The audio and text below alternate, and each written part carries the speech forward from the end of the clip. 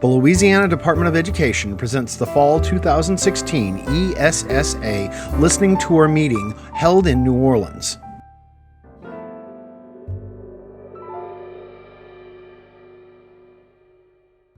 Meetings that we're doing across the state, and we're having a series of meetings that are not public as well with organizations across the state.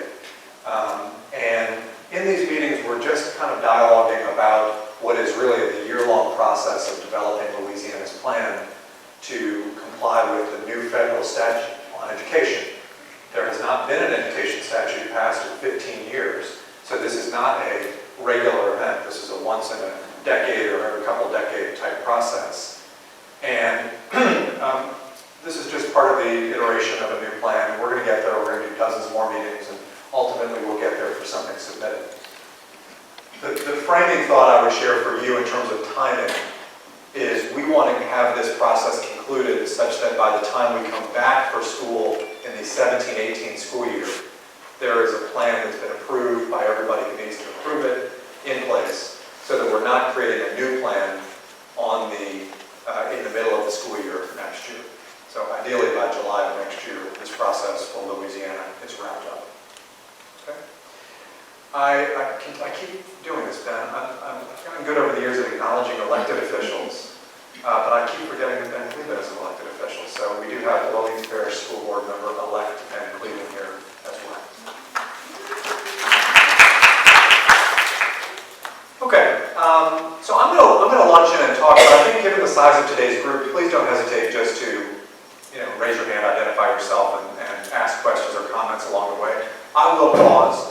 I should also tell you that this slide presentation is abnormally dense, so I'm going to talk over the slides without, just to summarize what's on a slide. There's no expectation that you will read through every word. I encourage you to go online and read every word. This presentation is online on our website, and you can find it there as well. There's a lot here, though, that would change for schools and for families in good ways, I think. But we want to hear your critique, your comments about every aspect of it, and we're looking forward to it. Now, if you are having a hard time seeing what is here, you can also access a copy of what is here just by texting this number, 99008. And if you text that number with the words that are on the page here, you can get your own version of the document that I'm about to walk through in case you'd like to access it on your phone as well. Okay, just to take a step back, obviously New Orleans' education landscape is a particularly unique one, but across our state, from across 64 parishes, urban environments, and rural environments, largely in Louisiana, school systems, in spite of their diversity, are united by 5 pieces of work. Every city and every parish has some version of what you see behind you. First is the unification of Head Start, child care, and pre-kindergartens into one system of early childhood. In New Orleans, that's led by our lead agency, which is NOEN, New Orleans Early Education Network.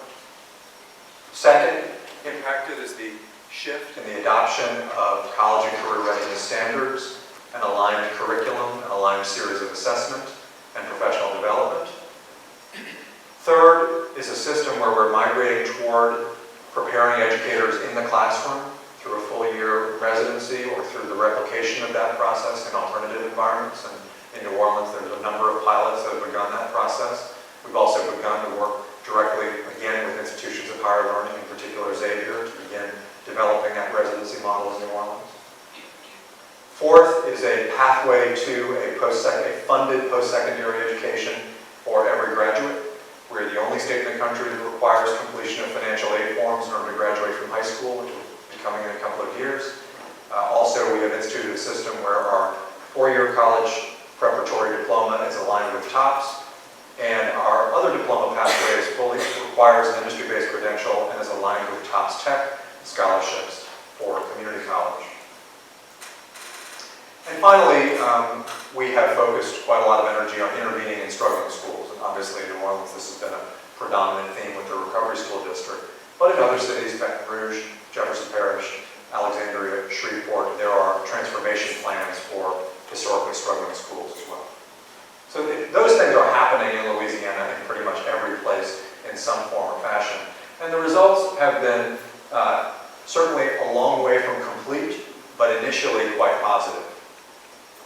Louisiana is the most improved state of the nation on the 2015 fourth grade reading NAEP. In fact, all the way going back to 2009, Louisiana has shown greater improvement than any state in the country in elementary school reading.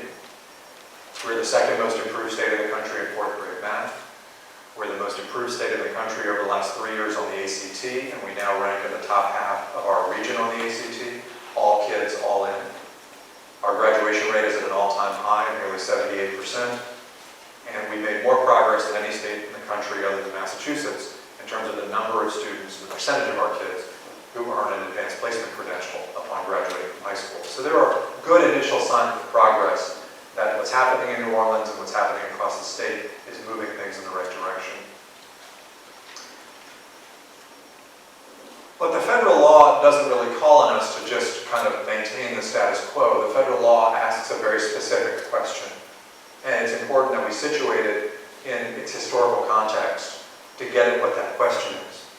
The federal government did not really have a prominent role in education, as you know, until the 60s. There is no federal role for education written into the Constitution. It's an issue that is largely left to the states. And in the mid-60s, as part of the Great Society, and as part of the varying civil rights pieces of legislation that were passed under President Johnson, the Elementary and Secondary Education Act was passed on the theory that education was not equal for low-income and historically disadvantaged Americans, and that additional subsidies in the form of, at that time, Title I, to educate students were necessary, and that school systems were to add to their funding for special services for students from historically disadvantaged backgrounds to ensure equal opportunity. And so ESSA at that time was a piece of targeted funding legislation. Now, for those of you who were in the classroom or running schools or parents at the time, you know that in 2001, the country took a real shift and began saying, rather than just getting the subsidy for targeted funding, school systems and charter schools now needed to show that they had measurable outcomes in exchange for that funding, and that they were achieving measurable progress toward targets, especially with historically disadvantaged students, in the form of No Child Left Behind. And the Congress got together finally on the same page a year or two ago and started working on a piece of legislation that tried to maintain the funding, maintain the accountability, but work out what I would call the clunkiness of No Child Left Behind. A long-term objective that many people didn't believe in, annual confusing requirements called annual yearly progress and safe harbor that many of you will be familiar with. It turned out a lot of educators had a hard time making sense of, parents had a very hard time making sense of, and created a lot of bureaucracy without a lot of coherence. And so ESSA maintains its requirements for testing and accountability, maintains the requirement for targeted funding, but creates an environment where states have more discretion regarding what you do with that accountability system and what you do when schools do not meet the terms of that accountability system. And so this is the challenge that we are here today to discuss. What will be the state's plan for targeting funds? What will be the state's plan for accountability? And what will be the state's plan for addressing the needs of struggling schools when the accountability system indicates things aren't working for students? So I'm going to delve into what is a pretty detailed description of the state of Louisiana's plan right now. And I would ask, before we do that, if you have questions about anything I've said, the context for all this, because it's going to get pretty much in the weeds real quick in a second. So if you have questions about the context or what all this is, let me know before we go there. We have issued a draft framework. After weeks and months, really, of public meetings, we've issued a draft framework that tries to tie together those three things: targeting funding, accountability measurement, and interventions, what you do when things are not working, into one document. After dozens of meetings, what we were experiencing is people saying, well, I'm the after-school person, and I want to talk about after-school. Or, I'm the career technical person, and I want to talk about that. I'm the special ed person, I want to talk about that. But in truth, this is not any one of those individual things. This is a law that calls for the entirety of the systems, measurement, funding, and intervention, to be wrapped into one. And so we created a framework that tries to wrap all of these massive pieces of policy into one document. And that's what I'm going to talk about here today. Speak now or forever hold your peace. Okay.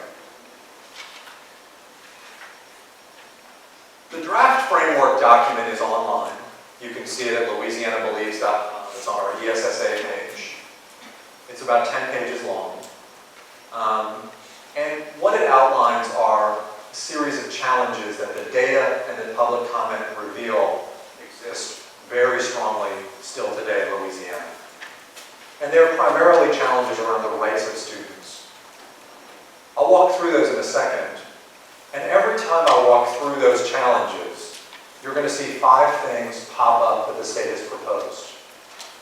First are what we're calling leading indicators, ways that you can walk into a school and see whether or not a school is on track. 2 are what we'll call lagging indicators. These are the results at the end of the year or the end of an experience in high school that show us whether or not the school was successful with students.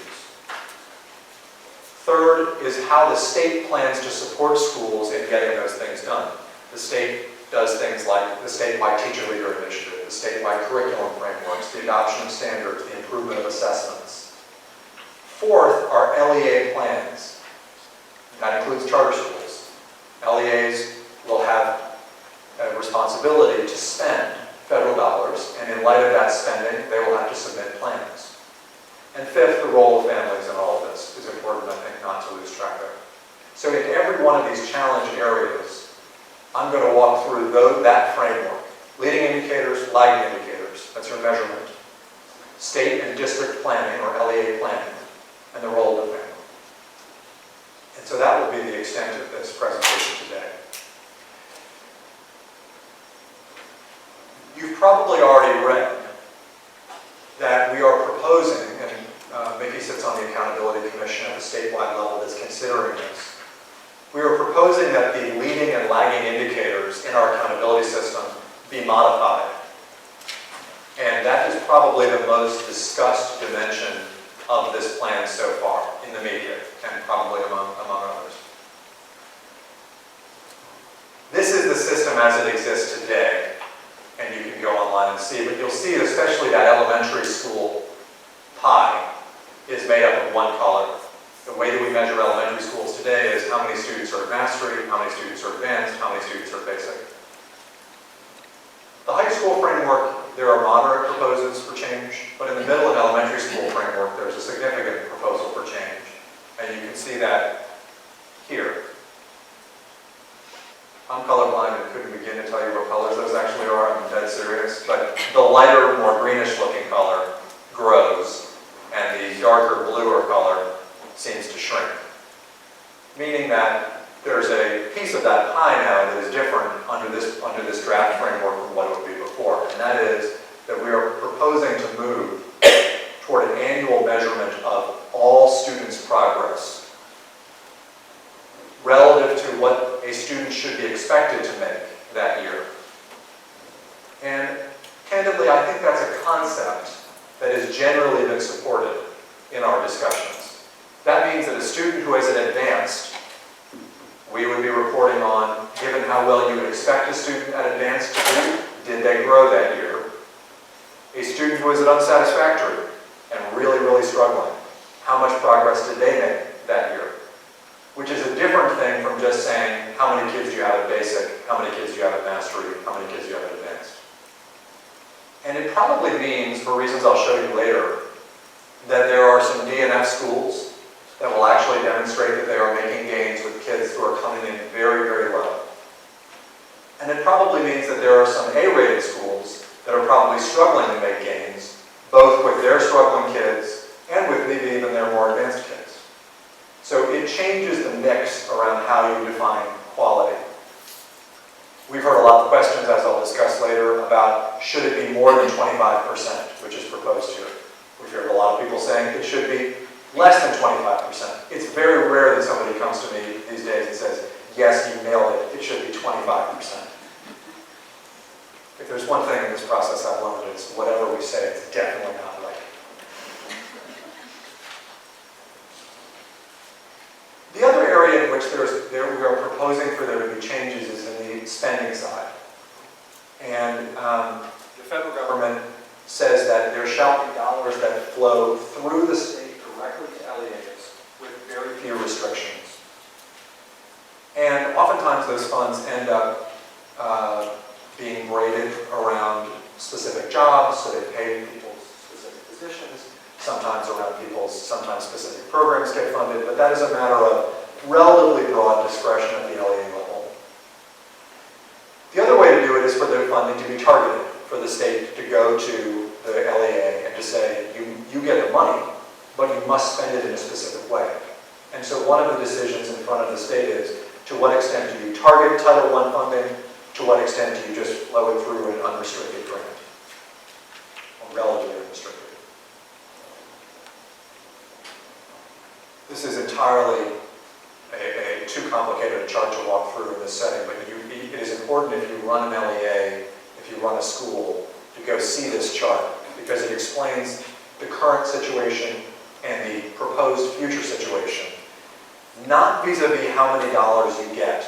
There is not going to be a great change under any circumstances in terms of how much money an LEA gets from the federal government. What we are proposing, or what the decisions we have to make, are how much of that money is targeted towards specific needs.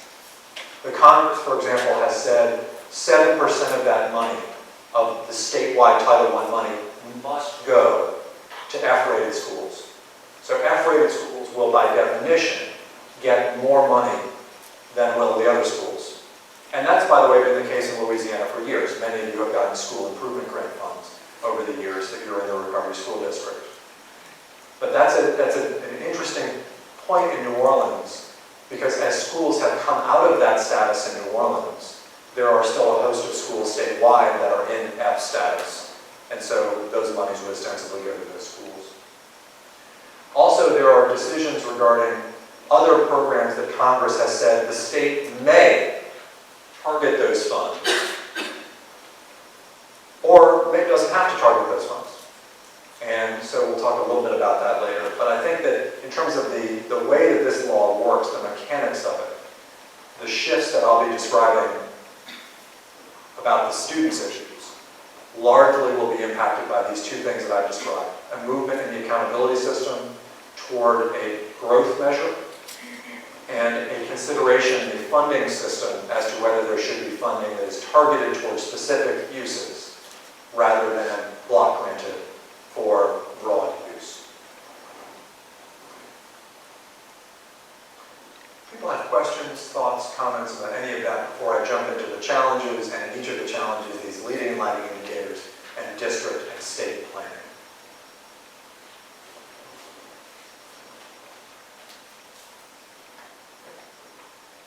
We're off to a scintillating start. There's nothing like an education policy on the front end.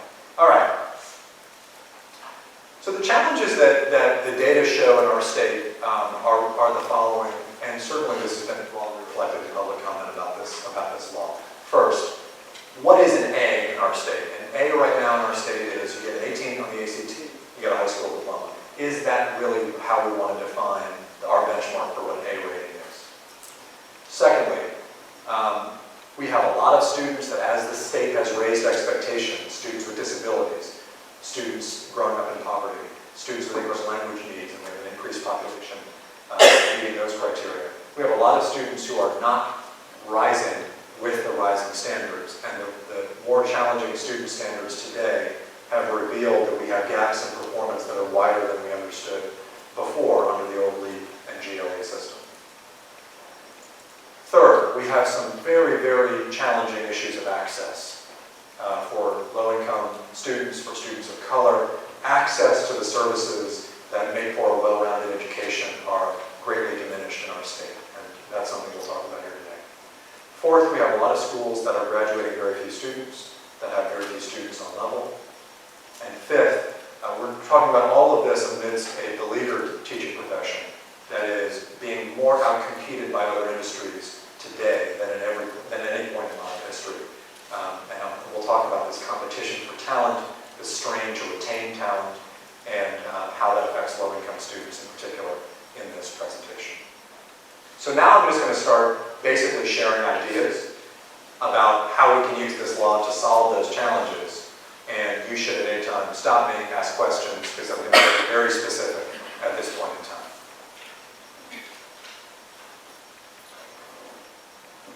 Okay. What you see behind me are essentially two sets of data. One is the line of kids since the start of the leap that are at a basic fourth grade reading level on NAEP and on LEAP. That's the higher chart, higher line. And the bottom one is NAEP mastery, what they call proficient, and LEAP mastery. And what you can see is that both have gone up over time. But there is a big gap, understandably. And frankly, basic has gone up more over time. Basic is the thing that in our state's accountability system we have valued historically. Get to basic, every kid gets to basic, you get an A. That's the fundamental premise of Louisiana's accountability system. So why is that important?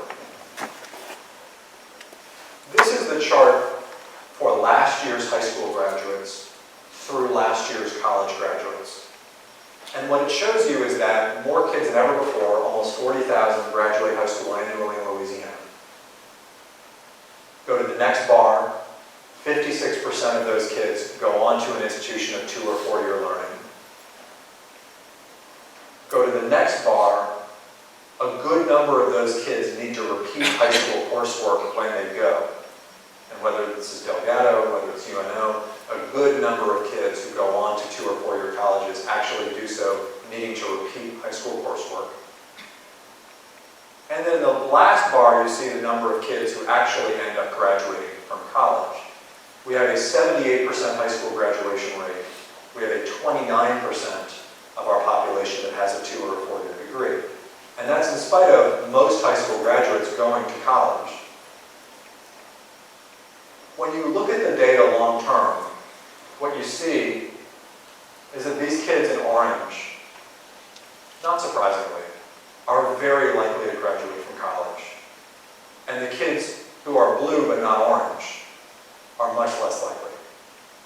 And there's a million reasons for that. That's not to say that just reading on a basic level is everything you need to do, or a mastery level is everything to get you through college. There's a lot behind this. But it's fair to say that there is a correlation between how students do early on and how they end up. And in today's accountability system, you get an A if you average the blue basic level. And you get an A if every kid graduates from high school, irrespective of how well they do in college or in the workplace. We're proposing, as the first dimension of this ESSA plan, to set a statewide goal of moving toward a 21 ACT and a 90% graduation rate. Setting a statewide goal as to the percentage of our graduates who complete a 2 or a 4 year credential. And hinging our accountability system on those expectations, which would mean that the index that measures every high school and every elementary and middle school would adjust so that we reward as an A, not basic but mastery, and not 18 but 21. Now, that means scores on those indices are going to be lower because we're not in that place right now. And what we have proposed for the Accountability Commission's consideration is that we not change the distribution of letter grades as we do that we maintain what has been called the curve in that process. And that over the years, we ultimately release the curve when schools begin to rise to the new expectations. Now, the Accountability Commission has said to us, we would like to look at other ways of doing that. There may be a more gradual way of doing that than just scores dropping but letter grades not. And that is a really technical discussion that Mickey and his colleagues are having on the Accountability Commission. But I say this to you as the most important thing. The last time I gave this presentation, we were at Kip Central City. I said that the state was going to be considering how would it define an A. And I'm coming back to you today to say we have defined it in this proposal as mastery 21, 90% grad rate. And how how we treat letter grades is kind of a question that is going to be considered by the Accountability Commission, or is being considered.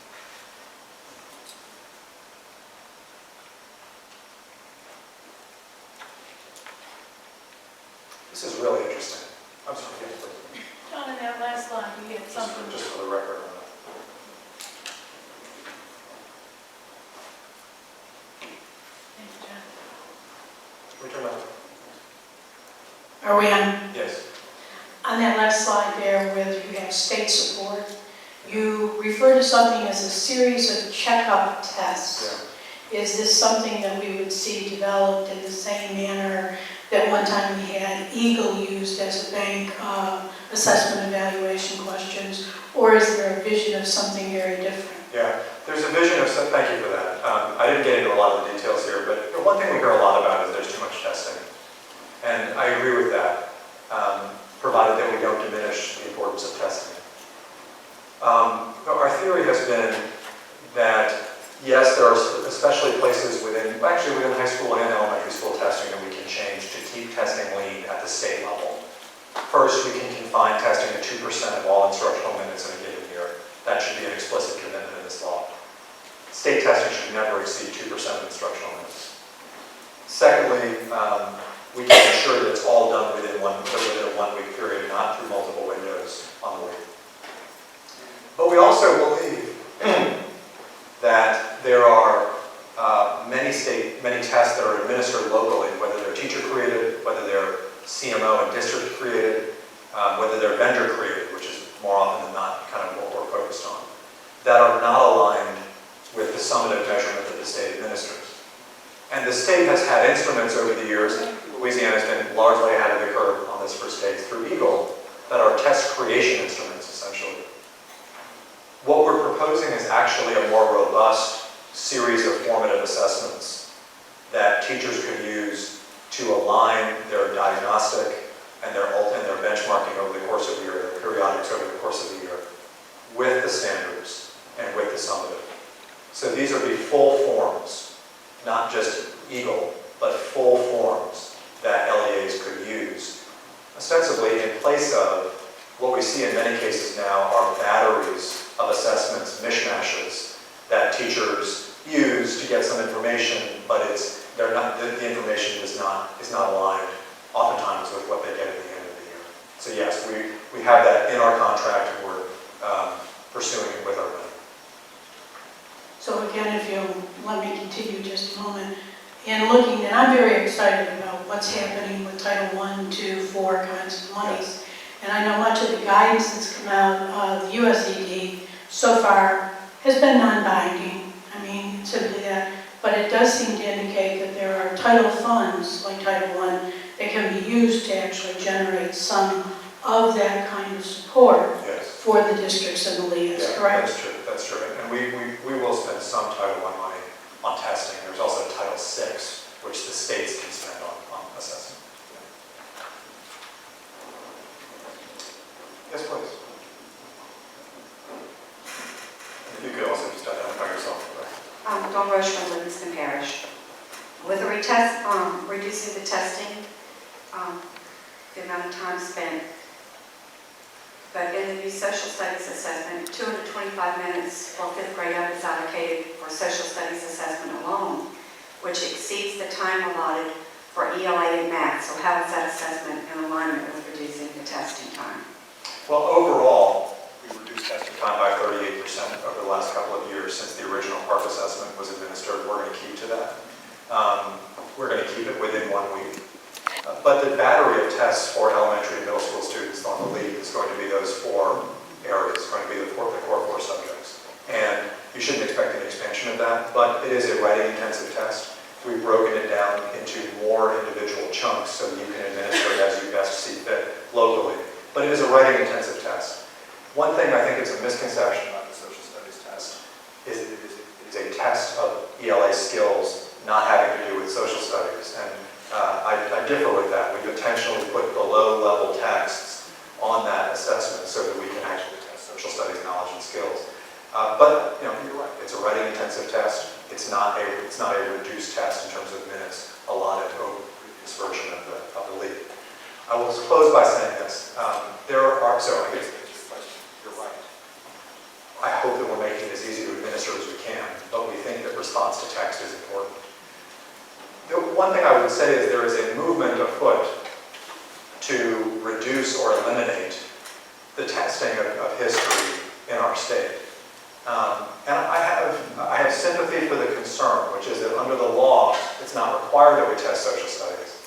However, I have grave concerns about moving to a circumstance where we do not measure on any comparative basis our kids' understanding of global affairs and our own civic system. So I recognize the concern. I don't know that eliminating is the way to solve it. If you've got thoughts on the test itself, I'd love to.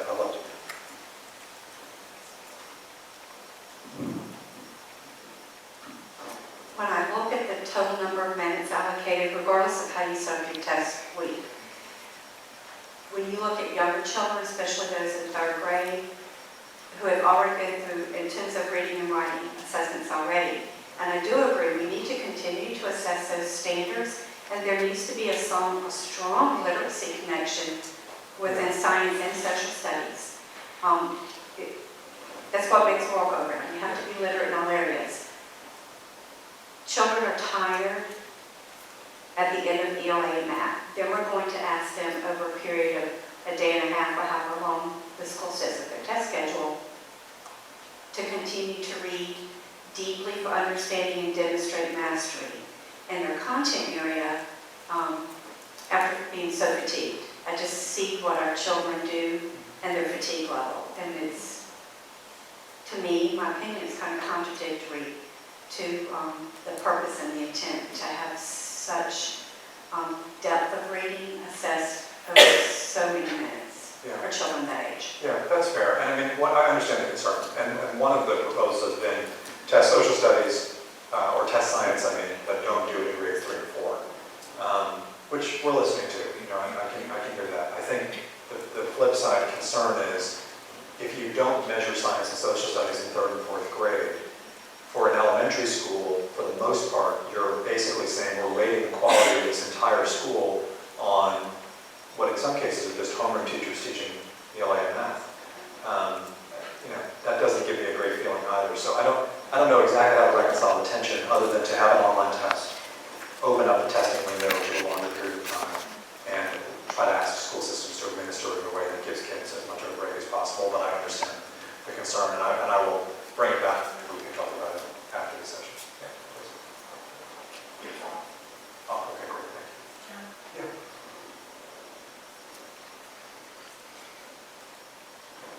Just to introduce myself, because I didn't last time, I'm Jean McBride.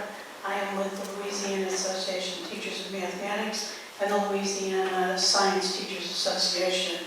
So your last comment about the question of 3rd and 4th grade science has a great deal of concern to someone like myself. I think we need to remember you're not going to prepare for AP science courses in the 3 years of middle school. And not testing creates a real attitude of it doesn't count. Now, whether that measurement is done a little bit differently, or your English perhaps has reduced your ELA to include more of the reading and the science, but we've already looked, and you brought up NAEP and talked about the success in ELA and math. You couldn't speak to that success in science. So we know in the recent surveys that came out, the recent scores that came out, we've got over 58% of the students who don't do science in the elementary. And when we take it, we're in the city of New Orleans where a huge biomed footprint has been laid with IBM, GE, etc., without preparing the students to do science, to become actual thinkers and problem solvers. We'll actually be stealing their future.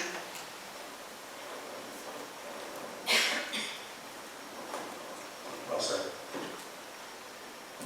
Okay, let's talk about this. I think this is so interesting, and I know many of you who study the accountability system well as well.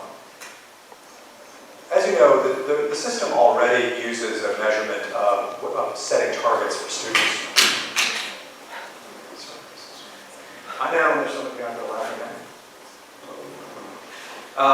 The system already uses a system of establishing targets. Thanks. It's my staff person doing it.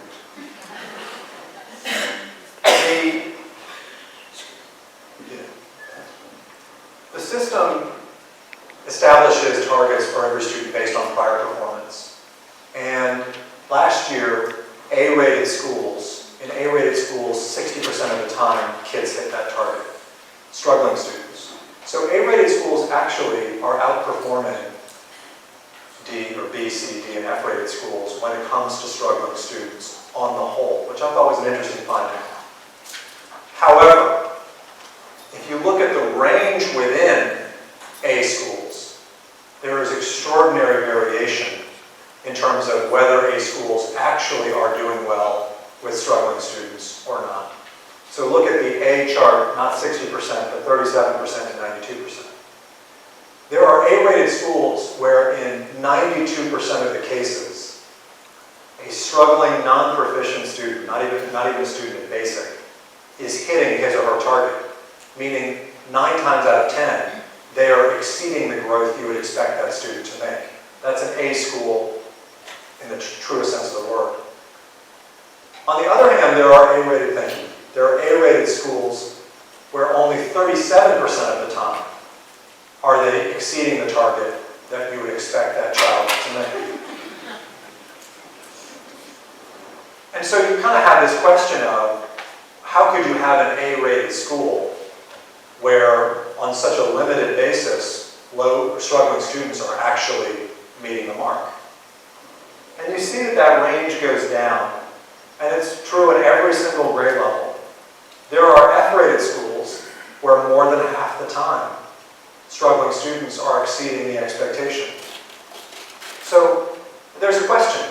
Is the system of rating A's and the system of rating F's truly honoring the work that goes on in schools? It looks to us like clearly in many cases it is, but clearly in some cases it's not. And so we have proposed, as I said earlier, that we move toward a system that in many ways more finely measures the progress of all students, and that more specifically targets and calls out the successes of schools with historically struggling student populations. We're doing this in 2 ways. First, as I said, 25% of a school's score would be based on growth. Now, I've heard people, as I said, say that's not enough, that doesn't honor enough. I've heard others say it's too much risk. The truth of it is, I think the best question is twofold. Where do you get the most honest and consistent measurement? And second, what is enough to be meaningful without diminishing the value of other things? When you move toward higher percentages than 25%, you can lead to volatility from year to year. But if you go lower than 25%, I don't know what that says about how much this really matters. Also, under this law, we are able to, and will, under this proposal at least, not just report on subgroups, which we do some of now, but also create a score for every subgroup. Meaning that within a school, you would receive a school performance score, but you'd also receive a subgroup performance score for every subgroup. Students with disabilities, English language learners, students of different racial and socioeconomic backgrounds would receive a score as a group. And under this system, schools that repeatedly essentially fail in given subgroups would be eligible to apply for grants for targeted support at the school level for that intervention under this system. We'll talk a little bit more about those interventions later. But those, I think, are the 2 most significant shifts in how the state plans to approach accountability. Subgroup-based accountability, subgroup-based interventions, and a progress measure that tries to evaluate schools based on how well students at all levels grow within their schools. I think it's also fair to say that there are other supports that the state can provide, and other questions, obviously, academically, that local school systems and individual cognizant of. Clearly, we have a long way to go in terms of preparing our teachers for their capacity to serve students with disabilities. Clearly, our curriculum needs to evolve in order to better serve English language learners. Those things our plan contemplates as well.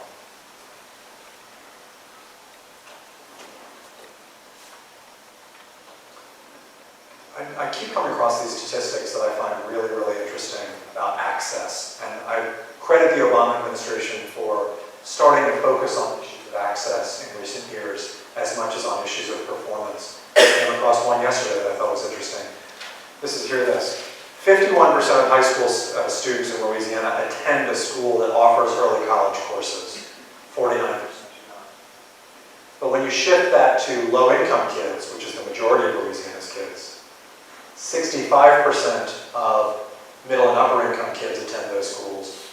35% of low-income kids attend those schools. I thought that was an interesting fact. And that means that only a third of low-income kids attend a high school where there is a dual enrollment course, an early college course available to them. Similar statistics here. If you look at low-income kids on the bar that's on your left, they make up 67% of the student population in our state. If you look at kids classified as gifted, low-income kids make up 35%. And how can it be that giftedness is something that if you're low income, you are only half as likely to attain as you are if you are middle or upper income, when giftedness under the law is supposed to be something that is innate, given to a child, born into a child, not earned or somehow yielded by virtue of the money that's in a parent's pocket. And when you go down the line, you see these measures continue. AP course access. The number of the schools that don't offer algebra, schools that don't offer chemistry, schools that don't offer physics. This is very common in our state. It's not talked about. It disproportionately impacts low-income students. And it also disproportionately impacts kids in rural settings where schools are extremely small. But a quarter of our high schools don't offer chemistry. Not too much fewer than that don't offer algebra 2. We have a lot of kids who are in schools that do not by design provide access, especially to low-income kids. We're proposing to change this in a couple of ways. First, as you know, the law establishes a requirement that schools pursue measures that are not test-based. And so this proposal creates a number of leading indicators that are part of what we're calling the Leading Indicator Index. These would be challenges that schools and school districts identify through a self-assessment, goals that they set themselves, and initiatives that they then pursue so as to right some of these wrongs. And in the area of access, we have a leading indicator that is described, or a system of leading indicators that is described here. 5% of all schools' accountability grade, or their SPS, under our proposal would be yielded by leading indicators that are assessed by schools and school systems, goals set by schools and school systems, audited by the state, and achieved in areas that do not have to do with state tests. This is an issue in our proposal that has come under some scrutiny. In my view, it's an incredibly inspiring thing to think about schools and school systems taking some ownership themselves over the goals in these systems. Solving problems that are very different from one place to the next. In one place, attendance may be a huge problem, whereas it's not at all in another place. In one place, access may be a huge problem, whereas it's not at all in another place. So being able to customize the index to schools' needs as well is something that this is trying to achieve. In the second area, we're proposing to do more with the power of federal funding to direct it toward local education agencies and charter schools toward providing access. Under the law, the federal government gives the ability to states to say, dollars shall be spent to provide students with direct access to coursework that is not taught in their school. That means the expansion in elementary schools of world languages and arts coursework. It means the application of appropriate disciplinary methods and behavioral interventions to kids. In the high school settings, it means expanding career courses, early college courses, and sometimes just math and science courses that are not taught. But we are proposing in this framework to say to school systems and charter schools, you can get the money, but 3% of that money must be spent on providing services that too often your students do not have access to, your low-income students do not have access to.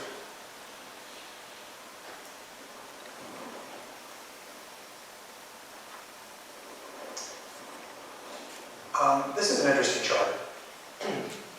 You have on the left the high school graduation rate of every high school in the state.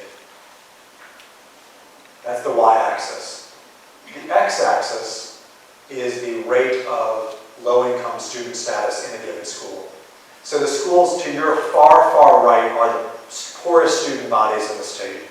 The students to the left are the wealthier student bodies in the state. The students at the top are the higher graduation rates. The student at the bottom are in the lower graduation rates.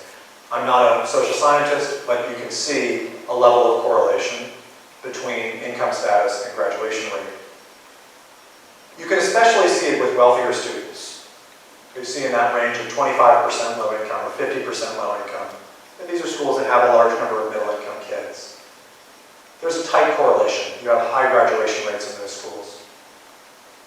But if you get to the far right, you see the correlation pretty much breaks down when it comes to low-income schools. There are low-income schools that are graduating an abysmally low percentage of their kids. There are low-income schools that are graduating an exceptionally high percentage of their kids. And I'm talking about schools where almost every kid is federally classified as being low-income. And you see that on the right. Now, I'm the first to say there's a difference. There are nuances within these student populations. But the group that is circled in red has something to say about the possibilities that can be achieved with low-income kids. It is not the case that low-income kids, when concentrated in schools, necessarily must not graduate from high schools at high levels, and we all know that. And so there's a question about how do you take the schools that are in the bottom right-hand quadrant and lift them up when we have such an enormous range of performance, even on something as basic as high school graduation. Under this plan, Louisiana would classify any school that has received a failing grade, B, C, and F, in the last 2 years, as on its list of comprehensive support schools. That's about 100 schools in our state. That would be placed on a list of schools that, on an annual basis, would be eligible to apply for school improvement plans and be eligible for grants of up to $500,000 in that year. As I said before, subgroups that struggle or receive an F in the last 2 years, those schools would also be eligible to apply for targeted grants. In the past, this has been part of the state's school improvement grant program. And I think it's fair to say that using these funds in a more targeted manner is the direction in which our state needs to go. And it's one thing to think about this school improvement program in New Orleans or in Baton Rouge, where you have big universities, you have philanthropies. It's another thing to think about it in Madison Parish or in Sabine Parish or Red River Parish. And these schools are not concentrated any longer in just our urban centers. There are many fewer of these schools today in New Orleans than there were 10 years ago, but there are hundreds of low-achieving schools spread out across our state. We have issued a request for information from entities from around our state and around the country to come to Louisiana for a convening January 18 to meet with struggling charter schools and to meet with school systems from around our state that have struggles with school performance, and to begin to formulate and brainstorm plans for how they might apply under this provision for federal support for a school improvement plan. We do not want to do as has been done in the past, where the feds say you have to use 4 models of improving your school, WEMO, do one of them or else you get hammered. We want to include in our ESSA plan our parish and other school systems saying to us, this is who we plan to partner with, this is what we plan to do, and then we're going to bake that into the state plan. So we go into the federal ask knowing what it is we want to do. And it's a partnership between state, local, and outside groups rather than whammo, do one of these 4 or else.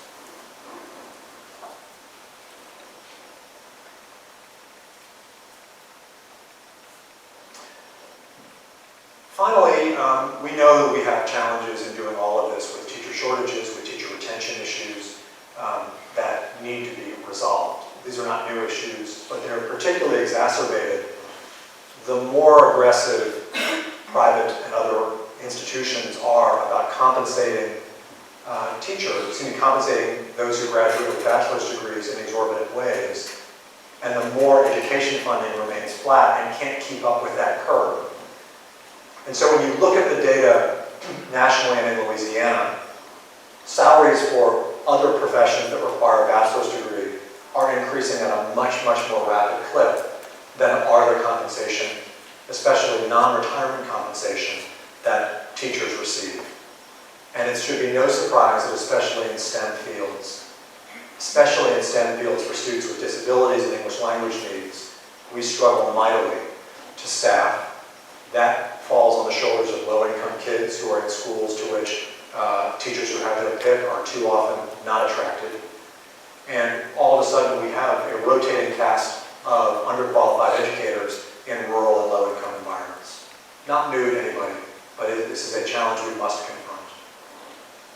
When you talk to teachers, some interesting numbers come out. First, when we surveyed 6,000 teachers that are in their first 5 years in Louisiana, more than half said that they were definitively not prepared to teach school. Second, that translates into a real level of churn. Nearly 15% of teachers leaving either in or immediately following their first year in our state, which if you think about it is a huge investment to make in the college education of a teacher who then ends up leaving our profession that quickly in, just 1 year in to the job.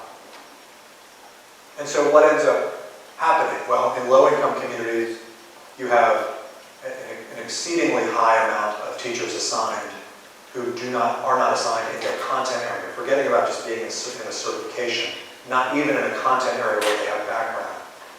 In fact, a quarter of the content courses taught to students with disabilities are taught by somebody who does not have a content area background, like me as an English teacher teaching algebra to a group of students with disabilities. That is the situation for half of subject area coursework for students with disabilities in our state.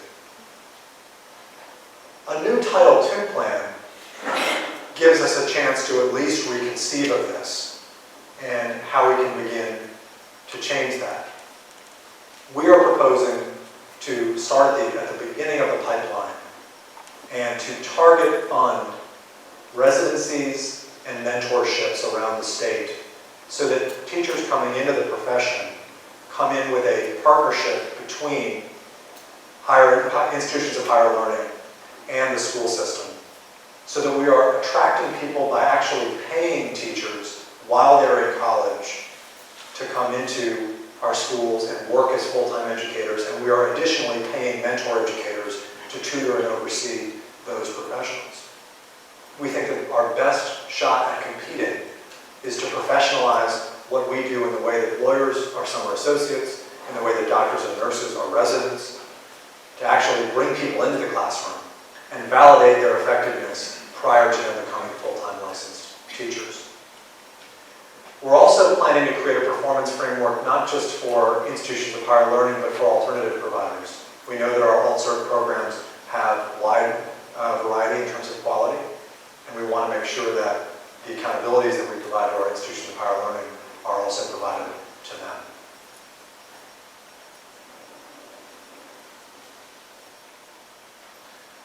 There's a lot more detail under everything I've said about leading indicators and lagging indicators, about state spending and local spending, and about how families and information will be exchanged and received in all of this. And we have this draft framework out really to be critiqued, to be prodded, and to be have holes poked in, so that we come out of this process with a better understanding of where we have vulnerabilities and weaknesses. And I think it's fair to say there's still a lot in here that we have left to work out.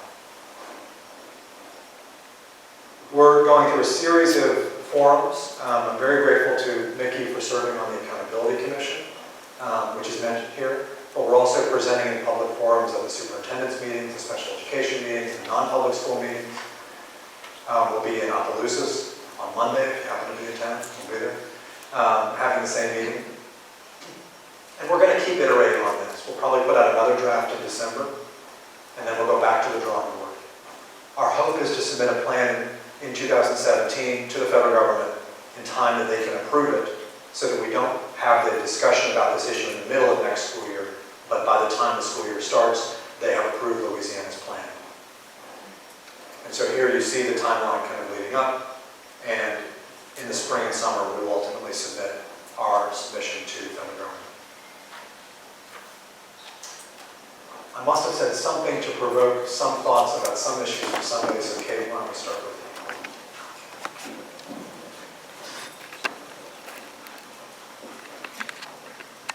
I'm Kate Neha. I run Crescent City Schools. We operate 3 K-8 charters in New Orleans. I'm also a parent of 3 kids. The 2 school-age kids go to a public open enrollment charter. So I'm super committed as a parent and also as an educator.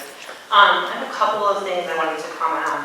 The first one was I really appreciate the push on the A schools and raising the bar for what's an A school. I've often worried that we don't ask enough of our top kids in New Orleans as compared, or in Louisiana, as compared to their peers across the country.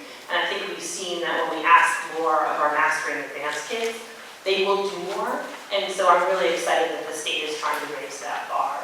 I also am excited about, as someone who works in communities where our kids struggle with a lot of different things, I appreciate the push towards adding growth measures. I think any school leader who trusts their staff should want growth to be a part of this, because you've got to believe that you're pushing your kids as best you can.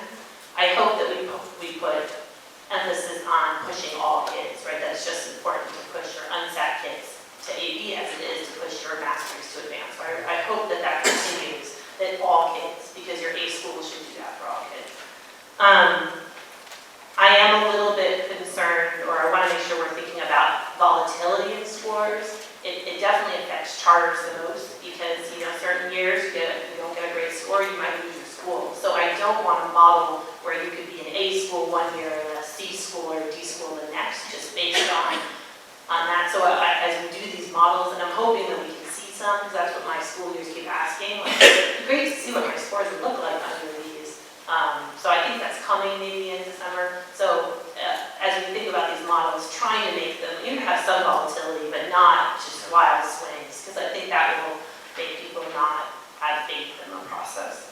And then, I know I said this every year, it is really hard to get SBS scores back in November, right? So we've already talked about this in July when we started. We talked about it in August at schools, and now we're sitting here waiting for SBS scores.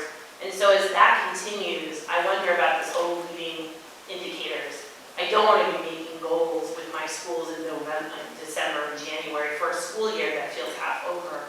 So I'm interested a little bit in how, if you don't get your scores back and you don't get all this data back until this time of the year, I don't want to just throw up something that satisfies the state. I want it to be meaningful. Yeah. So that's also something to consider. So let me respond, Kate, to a couple of these pieces. First, on volatility, I'm increasingly of the belief that we should reflect a body of work over multiple years as much as possible in the accountability system. And the best way to minimize volatility in a growth model is to include a larger set of data which will smooth out your averages.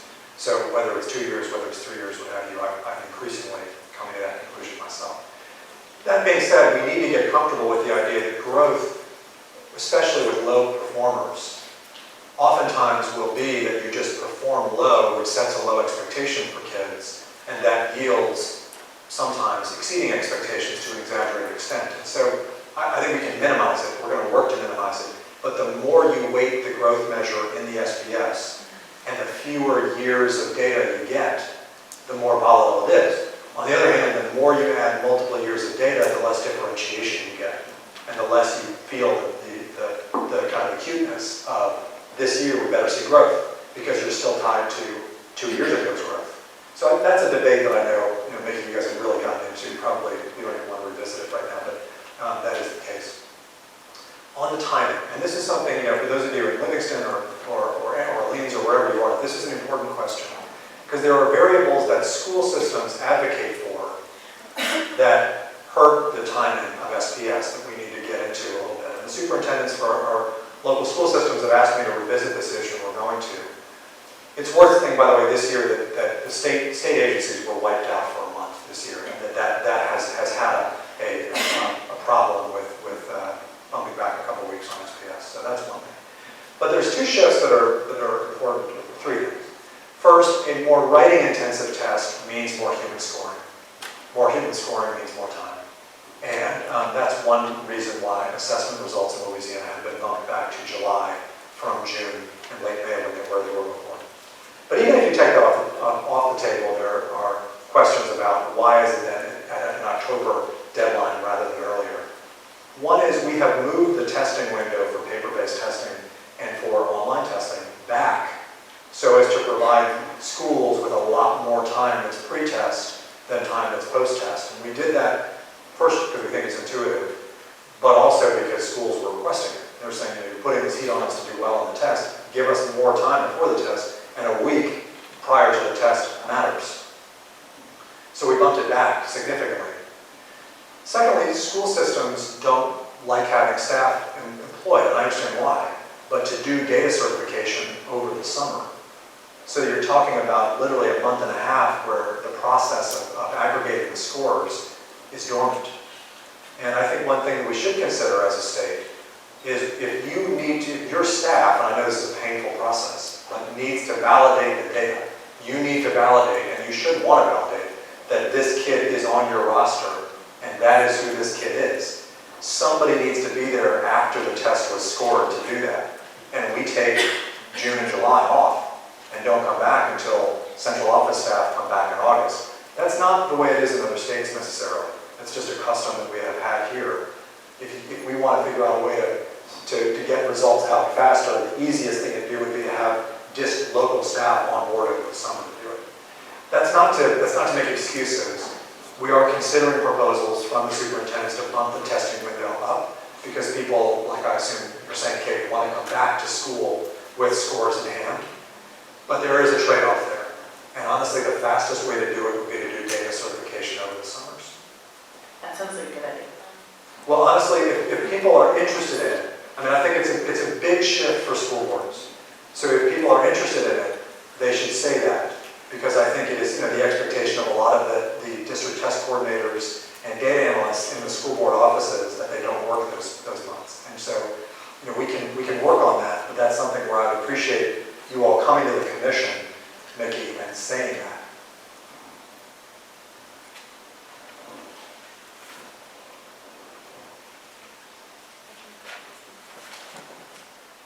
Thank you. Jennifer, you probably have to turn that one on, and if we could turn that mic on in the back, that'd be great. There it is. Jennifer Coco from Southern Poverty Law Center. I have a question specifically about English language learners. I understand within ESSA that there is a mandatory indicator that specifically measures EL proficiency towards English. I see that it's been put inside the leading indicators, so I think my concern with the leading indicator principle, which I know we talked a lot about, so I won't get into the other concerns that I've raised with you. But specifically for ELL students, since we know that schools that are going to have a subgroup of 10 or more ELL students are going to be required to report out as an indicator their proficiency towards English, then if that's in leading indicators, then that would kind of wipe out that leading indicator and the use of it for that particular school. So I'm wondering where we plan to put that indicator and where that will be reflected and how we're going to help schools that have that. Yeah. So I mean, first of all, and you have said this to me, I think it's a very valid critique. We need to articulate a more specific framework unique to students with English language needs in this plan, and we will in the next iteration.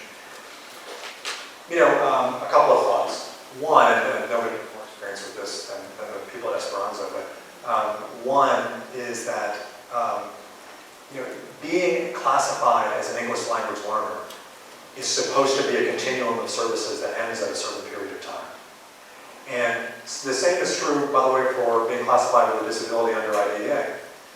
And we do not reward schools in any way for students exiting that status. And insofar as it's mentioned as a potential leading indicator, what we're saying is, are you good at completing the special education process or the ELL process? Because too few schools today offer a transitional bilingual ESL continuum of services. That's different from the federal requirement to measure English language proficiency separately from how you measure for the general population for students with English language needs. That has to, under the federal law, continue to be measured on a separate instrument and continue to be in the assessment index, which it is today in Louisiana. So I think what you're hearing from us here is a proposal that for schools that are struggling with the subgroup of students who are classified as English language learners, that they'd be able to set goals around the performance of those students in their subgroup settings, but also, Jennifer, that they'd be able to set an objective for are we moving kids out of that and into not being classified any longer. And I would say the same for students with disabilities. I think there needs to be a greater system of incentives for moving students with disabilities out of being classified, other than speech. If you are speech, you know, obviously there's a lot of kids who come out of elementary and middle school and become declassified. Other than that, almost entirely kids remain classified under IDEA through the entirety of their experience.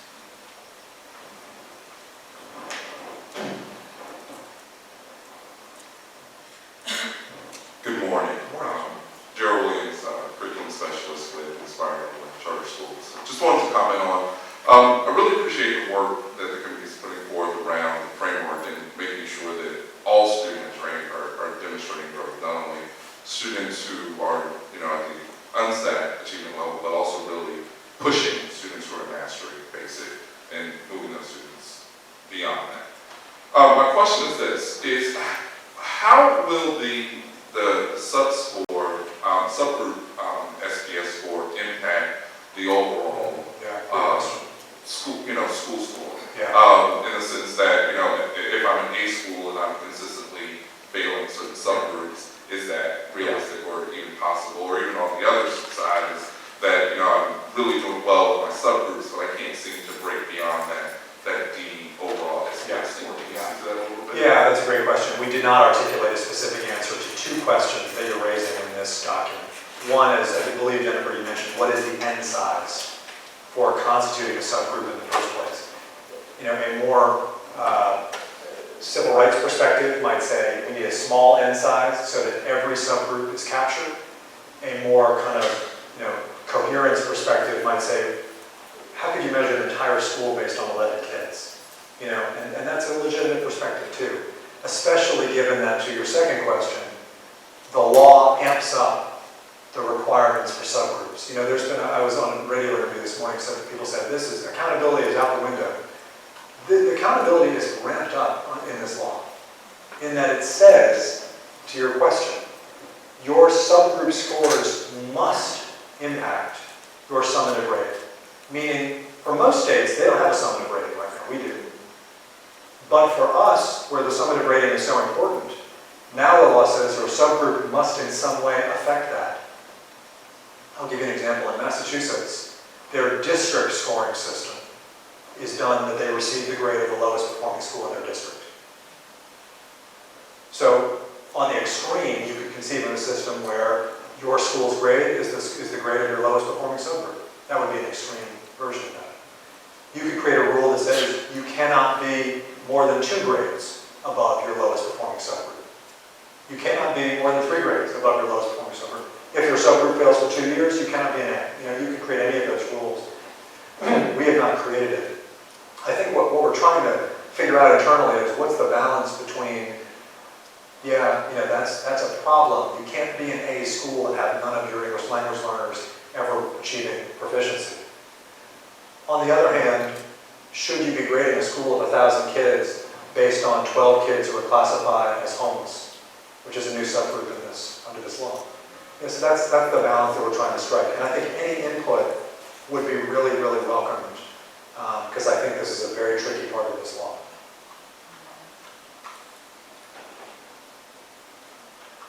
Livingston, by the way, went from having a very small homeless population to nearly a third of its students classified as homeless this year, which is very, if you think about it, an amazing situation.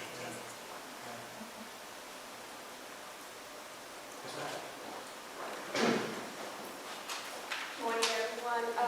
I'm Kathy Seal, and I'm here today representing the Louisiana Association of School Librarians. And I feel like an interloper today because school libraries and school librarians are not mentioned in the current plan. And I've spoken before at one of these public meetings, but we were still not included. We're very distressed about that. And the main reason is because the majority of the things that you've raised this morning, librarians could play a vital role in helping to improve student success. And so I have some prepared remarks, but I'm just going to pull a few things from this. We do have current research that shows 30 independent research studies that show in schools with school libraries and effective school librarians that achievement goes up, and this is across the board. A central quality measure for Louisiana school districts is the inclusion of an effective school library program in every school with district leadership and support. Schools must have a certified librarian at the helm, not a clerk, not a parent support person that checks books out, but someone that can actually teach students how to use quality, reliable, valid resources. Librarians know the difference between the internet and quality resources. And one of our main jobs right now is to teach students how to use resources in a valid way. I heard you speaking about students responding to social studies questions, and I've also seen the school library questions, the research questions on our state test. They ask students to do this very thing, the deeper reading, pulling out the most important facts and creating something with that. That's our research learning model that we use as school librarians. School librarians, when certified and trained properly, and I agree that they need to be trained properly. One of the biggest problems, I'm just going to add this, is librarians that escape the practicum. For whatever reason, they choose to get alternately certified, and they have a difficult road ahead of them with never having any hands-on at all.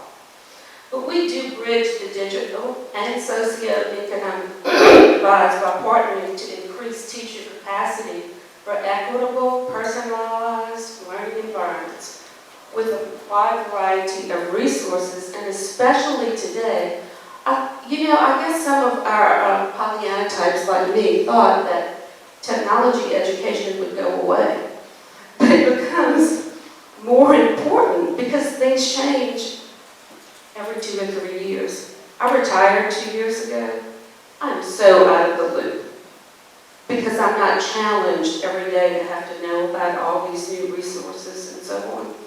Our students are in that situation every day. And they're going to need those skills, and they're going to need hands-on and practice to succeed wherever they go in the future, whether it's straight to a career, a technical school, college, whatever. School librarians are professional development providers in their schools. If you know schools that have school librarians, the principal generally turns to the librarian to provide technology instruction, staff development, and things like that. And in schools without school librarians, we find that there's a disconnect in the learning of those skills. We find that kids don't have the same quality education and opportunities to learn how to research.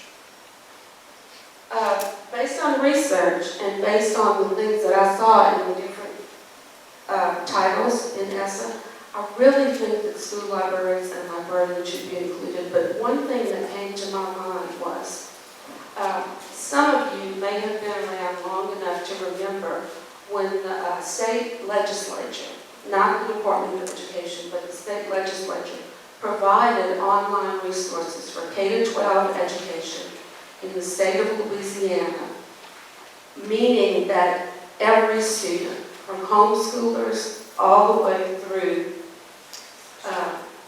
just regular education in magnet schools, private schools, everybody could use these resources. When the state legislature decided that they could no longer fund these resources, which back then cost only about $300,000 per year for the entire K-12 population that lived in Louisiana. I don't know what has happened to the small parishes and what they use to do valid and quality research. And I think one of the most important things that the Department of Education could do with some of its funds, if possible, is to fund that straight through the Department of Education. I'd be happy to talk to you about that on the side. Yeah, thank you. Thank you. And I think we're meeting with the association. So, okay, well, we'll make sure we do. We're trying to schedule all of that.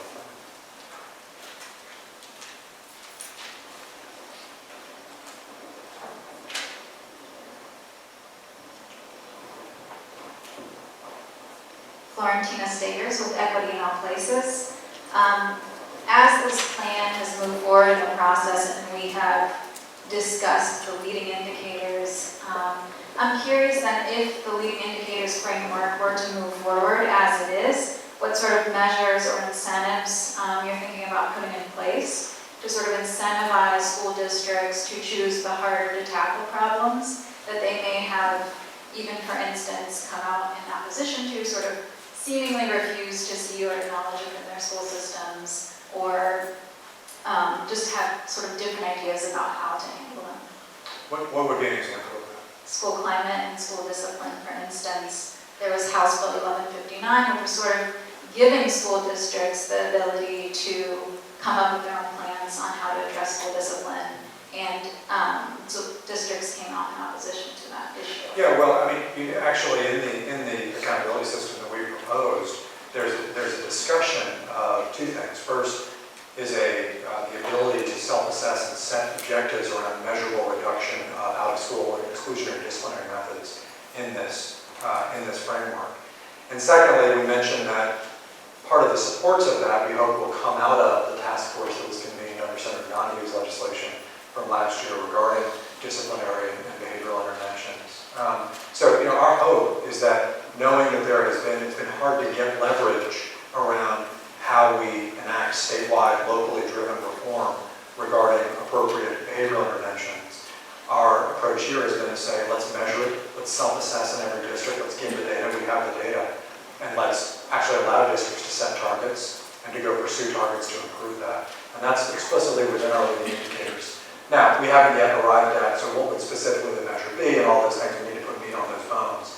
But we've heard broad support for that as we've discussed it. And I don't think that the school quality measurement per se, like you're doing a quality review and such within the school site, we prefer a more targeted, let's actually measure the reduction in exclusionary disciplinary methods.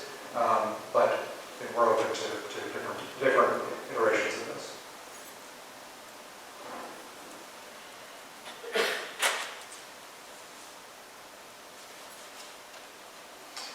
And to that point, we're going to be putting out another draft in December. I think that if your organization or groups of organizations want more of a say in this, of course, you can reach directly out to me, or we have, as I said, an email address here that we're trying to capture feedback at ESSA@louisiana.la.gov. Also, there are a number of venues that this goes through December, but into the holidays and then beyond, we're going to continue to host a number of public meetings, and I hope you'll continue to attend and continue to give feedback. And I think the questions that, like the ones Florentina raised, like the library concern, we're hearing them, and then we'll continue to be refined in the document. And once we get to a point where it feels to us like the facts are on the table, the perspectives have been heard, the rationale is there, we'll ultimately submit a plan to Bessie, to the governor, to the legislature, and to the federal government for their approval as well. I really appreciate you all coming out, especially on a beautiful weekend day to this, I'm very happy to say, beautiful, beautiful new school building. So thank you to the team at McDonough 35, and looking forward to coming back. Thanks so much for being here.